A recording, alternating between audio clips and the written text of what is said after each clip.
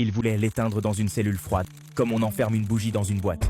Mais sa voix a fini par réveiller le monde entier. Mesdames et messieurs, aujourd'hui, je ne vous parle pas d'un président, ni d'un prix Nobel.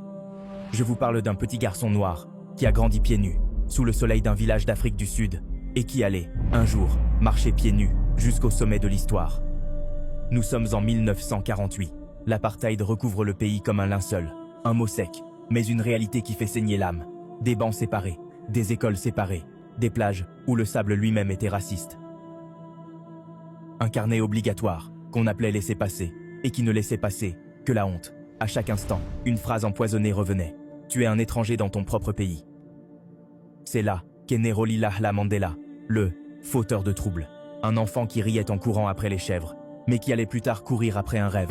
Celui de voir un enfant noir et un enfant blanc partager le même banc, sans que personne ne crie. À l'université de Fort Hare, il rencontre ses frères de combat, Sisulu, Tambo. Le soir, ils parlent bas, presque en chuchotant, comme si le monde pouvait voler leurs rêves. Ils ne rêvaient pas d'or, ils rêvaient d'air, d'un pays où respirer ne serait plus un privilège. Puis, un jour, le sang, Sharpeville, des hommes, des femmes, des enfants qui marchent avec des pancartes.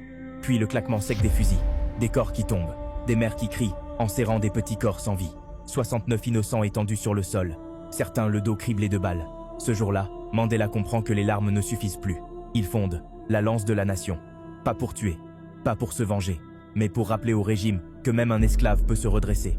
Des pylônes arrachés, des bâtiments effondrés. Pas de sang, seulement un message. Nous sommes là, et nous n'avons plus peur. Puis l'arrestation. 1962. Mandela menotté, entouré d'hommes armés. On lui arrache sa liberté. Et au procès, alors qu'il risque la corde, il regarde ses juges dans les yeux et dit « C'est un idéal pour lequel je suis prêt à mourir. Prison à vie. Robben Island. Une île que les vagues caressent, mais qui brise les hommes. Sa cellule, 2 mètres sur 3. Un seau pour toilette. Un lit de pierre. Un travail forcé qui fait saigner les mains. Et une visite familiale. 30 minutes. Une fois par an. 30 minutes pour aimer. 30 minutes pour survivre une année de solitude. On croyait qu'il allait s'effondrer. Mais chaque pierre qu'il cassait devenait une prière. Chaque livre qu'il lisait devenait une arme invisible. Chaque mot écrit dans le noir devenait une graine de liberté. Et dans ce trou de silence, il a appris à parler la langue de ses bourreaux. Il a appris à sourire à ses gardiens, jusqu'à ce que même eux, ceux qui devaient le briser, finissent par l'admirer. Dehors, le monde tremblait. Les boycotts étranglaient l'économie. Les enfants jetaient des pierres face aux fusils. Le sang coulait dans les rues. Mais l'espoir ne mourait pas. Et lui, enfermé, osait encore tendre une main invisible vers ses ennemis, pour négocier non pas sa liberté, mais celle de tout un peuple. Et puis, un matin de 1990, les portes s'ouvrent. Un vieil homme en sort. Ses cheveux sont blancs, son corps usé, mais sa démarche est droite. Il lève la main, le poing serré. Et ce jour-là, les larmes du monde entier tombent en même temps. 1994. Des files interminables d'hommes et de femmes, noirs et blancs, côte à côte. Certains chantent, d'autres pleurent. Tous votent, pour la première fois ensemble. Et ils choisissent Mandela. Le prisonnier 466-64 devient le premier président noir d'Afrique du Sud. Mais Mandela n'était pas né pour régner. Il était né pour guérir.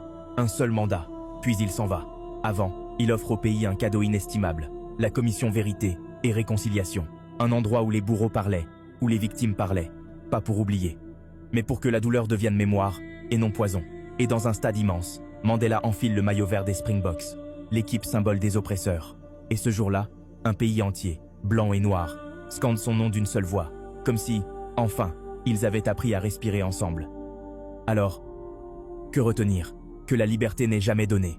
Elle se vole, elle se paye au prix fort. Que la souffrance peut plier un dos, mais jamais une âme. Que pardonner, ce n'est pas effacer. C'est choisir de ne plus être prisonnier de sa propre haine. Et que le vrai pouvoir, ce n'est pas d'imposer sa volonté, mais de laisser derrière soi un monde capable d'aimer encore. Moi, je ne fais que raconter, à toi maintenant, de savoir si tu veux écouter ton cœur battre ou le laisser se taire.